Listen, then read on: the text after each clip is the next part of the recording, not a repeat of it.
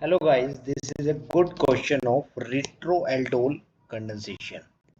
So it's a good question of retro-aldol. What is the meaning of retro-aldol? Let's see. This molecule is a cyclic aldol because ketone group is here as well as alcohol means all group is also here. So we can say it is a cyclic ketone.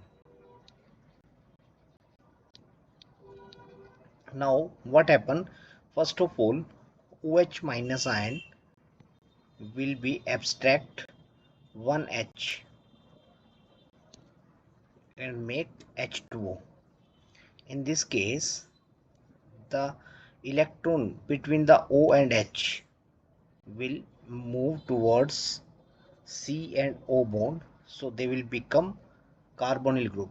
Simultaneously, this bond will break and the electron of this bond will move towards this carbon, means this carbon. Now what happened, this ring will be opened and we will get, suppose this is the carbon number 1, carbon number 2, carbon number 3, carbon number 4 and carbon number 5. So we will get like CH3, that is the carbon number 1 carbonyl group, that is the carbon number 2, then CH negative, which will be present on carbon number 3 because here negative charge will occurs. Now we will get CH2, that is the carbon number 4, and CHO, that is the carbon number 5. Now this carbon ion will react with water H2O and abstract 1H from this water molecules.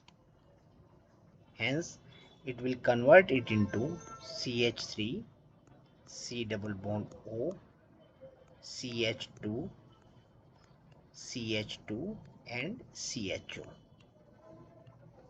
Now it can show intramolecular aldol condensation. Intramolecular aldol condensation. Molecular aldol condensation. So 5-membered ring will form because 5-membered ring are more stable than 3-membered ring. Hence in the presence of OH minus ion we will get the compound like C double bond O and there will be double bond because that carbon number 1, carbon number 2, carbon number 3, carbon number 4 and carbon number 5, it will release it H plus ion, hence it will form an enolate and this enolate will attack on this carbon number 5, hence we will get a compound like that. 5-membered ring is there, so that is the carbon number 1. Carbon number 1 will be attacked on carbon number 5, so carbon number 1 will be joined with carbon number 5. So suppose this is the carbon number 1 and this is the carbon number 5, so 1 it is attached to carbon number 2 which is carbonyl group, so there is a carbonyl group, and then that is the carbon number 3, carbon number 4 and carbon number 5. Here carbon number 5 OH will be there. Now what happened, H will be removed from here due to dehydration and you will get compound like this. So your answer will be option A. So that is a good example of retro-aldol condensation. After that, intramolecular aldol condensation, by which we got the 5-membered ring. So our answer is A.